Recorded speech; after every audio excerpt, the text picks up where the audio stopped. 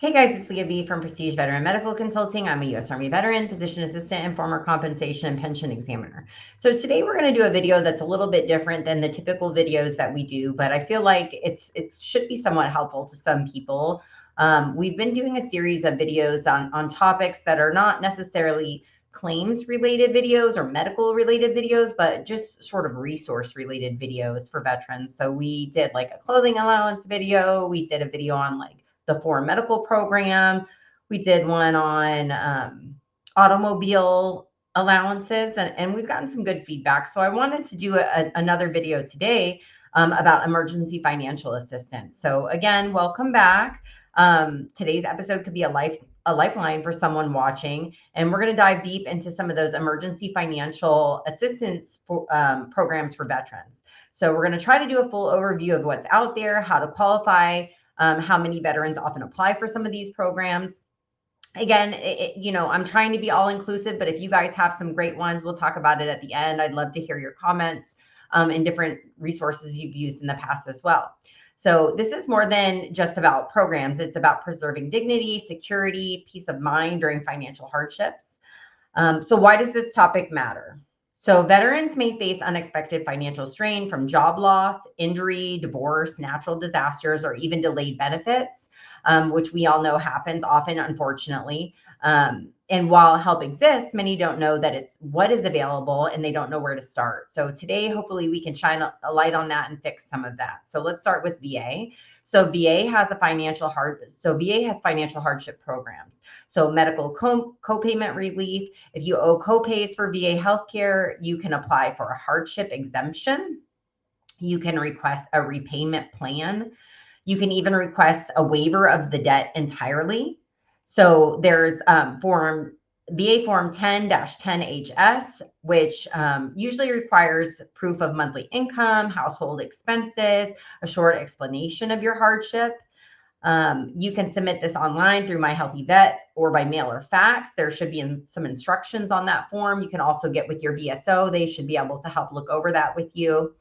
The Debt Management Center, this applies to benefit overpayments, like if your disability rating changed retroactively and they ask for repayment, you can request a repayment plan, a compromise offer, a complete waiver. The phone number that's listed on va.gov is 800-827-0648, or you can visit va.gov/manage-va-debt.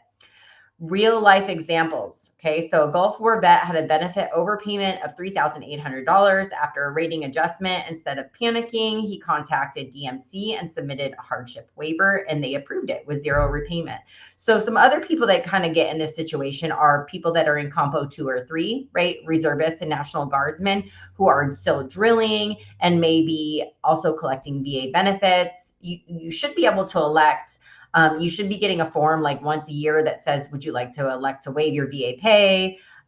Or you can proactively elect to waive one or the other. But if you don't do anything and then a debt is incurred because you're double dipping on that pay, that reserve or drill pay and your VA disability, they're going to calculate that and it may create a debt, right? So that happens very frequently. So VA Supportive Services for Veteran Families, or SSVF. This program is not run directly by the VA, but it is funded by the VA and delivered by local nonprofits.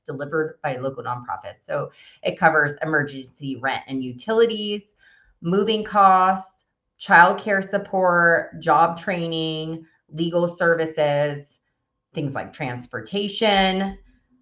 So there are some qualifiers, right? So you must be a veteran with very low income. You must be at risk of homelessness or recently homeless. So you can go online and search SSVF plus your zip code, or visit va.gov/homeless/SSVF. So the VA homelessness assistance programs, that there are some. So even if you're not technically homeless, yet you may still qualify. So HUD-VASH combines housing vouchers from HUD with VA case management, grant and per diem, short-term transitional housing. So there's a national call center for homeless veterans, and that number is 1-877-48. That's AID/vet. So you do not have to be enrolled in VA healthcare to get help from that hotline. Okay, you can just call. So there's state veterans emergency assistance programs. Each state has its own version of emergency aid. So some examples, here are a few examples. Pennsylvania, so Veterans Temporary Assistance or VTA program provides up to $1,600 over 3 months for emergency shelter, food, utilities. Texas, my state, right? Everybody, if y'all don't know, I'm here in Bernie, Texas, which is near San Antonio. Emergency financial help through the Texas Veterans Commission, especially for housing and transportation. Minnesota offers grants for military families experiencing hardships. Florida has veterans assistance grants for short-term help. You can visit your state's Department of Veterans Affairs website or local veteran service officer to apply. Nonprofit help, there is direct emergency cash and services. There's Operation Homefront focuses on post 9/11 veterans with documented hardships. They cover car repairs, housing, and groceries. Semper Fi and America's Fund helps veterans, severely wounded, ill, or injured veterans, offers emergency grants and even home adaptation support. The American Legion, temporary financial assistance only for minor children of eligible veterans, but can provide thousands in direct support. USA Cares, Soldiers Angels, Code of Support Foundation, and Modest Needs Foundation also offer support. So there's also some extra resources for specific needs. So if you have food insecurity, VA can connect you with Supplemental Nutrition Assistance Program or SNAP. Local food pantries work with the VA and VSOs. There are utilities help. So LIHEAP, which is Low Income Home Energy Assistance Program.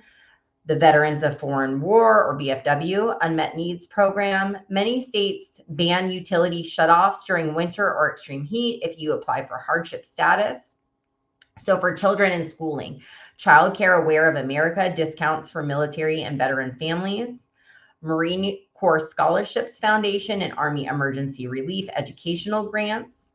So let's talk about some common misconceptions. So here's one. I'm not enrolled in VA healthcare, so I can't get help. That is false, right? Just like we discussed a few minutes ago, many programs don't require you to be in the VA health system, especially like state and nonprofit aid.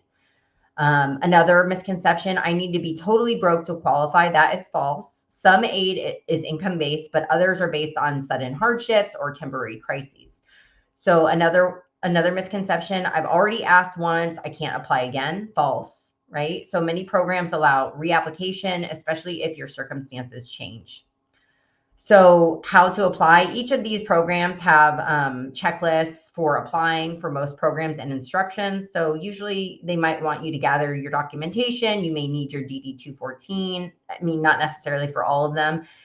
Income and expense proof, lease, utility bills, medical bills, etc. These are some things you might want to think of. You might want to have a written explanation of your hardship.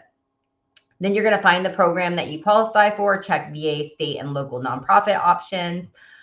Check with those VSOs, apply and follow up. Don't assume silence means denial. Call, email, check your portal for updates. So again, a big tip, use a veteran service officer to help you with your applications. They're free, they're trained to help walk you through everything. So what about long-term solutions? Emergency help is temporary, but if you're living paycheck to paycheck, you may also want to consider Voc Rehab. Great program. I have a family member that used that, VA Vocational Rehab. Veteran-owned business grants, HUD-VASH vouchers, financial coaching from the VA's Solid Start or financial literacy program. So the bottom line is that there is no shame in needing help. There's only danger in not knowing where to look or waiting too long. You stood up for your country. Now these programs are here to stand up for you. Please share this video with anyone that might need it. So this may not be relevant for you, but it may touch the life of someone else to understand where these resources are. So as always, thank you for your service. Thank you for watching. If you have some comments or some experience with some of these programs, please drop some comments. Or if you have other programs that you'd like to mention and share with your fellow veterans, please let me know so that we can share this information. All right. Thanks a lot for watching, and please like and subscribe.